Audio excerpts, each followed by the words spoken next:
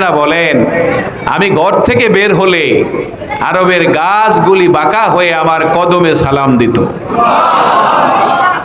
আরবের ধুলাবালি কণাগুলি আমার কদমে চুমা দিত।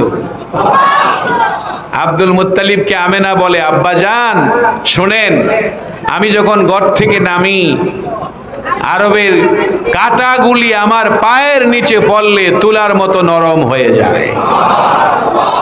যে কোনো পাথরের উপরে আমি আমেনার পা পড়লে ওই পাথর শক্ত থাকে না, আমার পায়ের নিচে সমস্ত পাথরগুলি তুলার মতো নরম হয়ে যায়।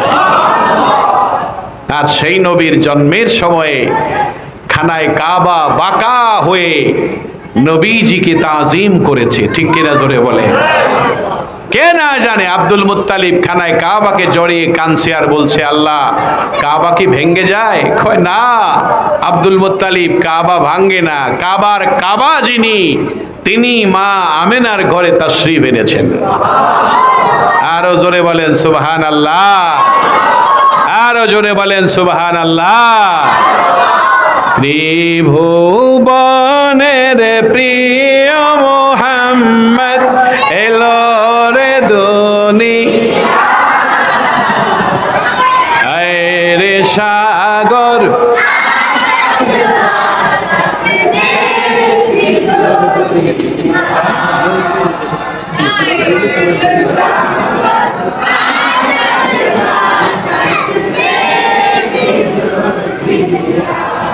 দৌলির ধরা বেহেশতে আজ জয় দিল রে লাজ, আজকে খুশির ঢল নেমেছে ধূসর সাহারা রে সাগর দেখবি যদি আয় রে সাগর।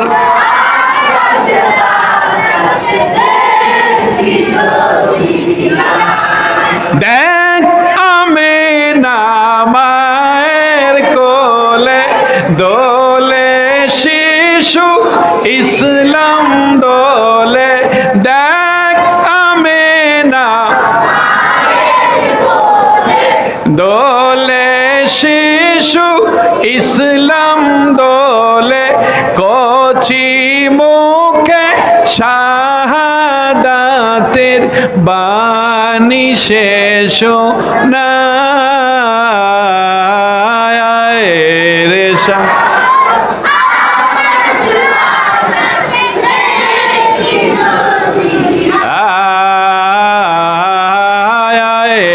রে সাগর।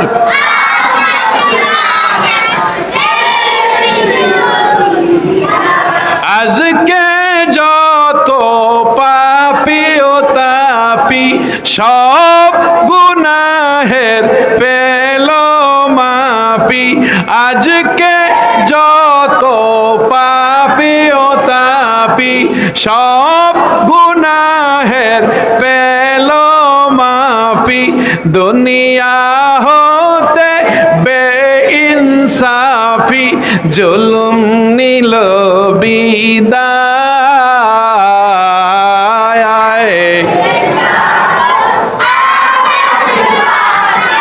দেখবি যদি আয়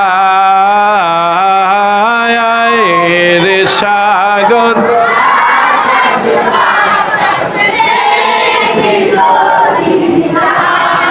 সকলে বলেন মারহাবা।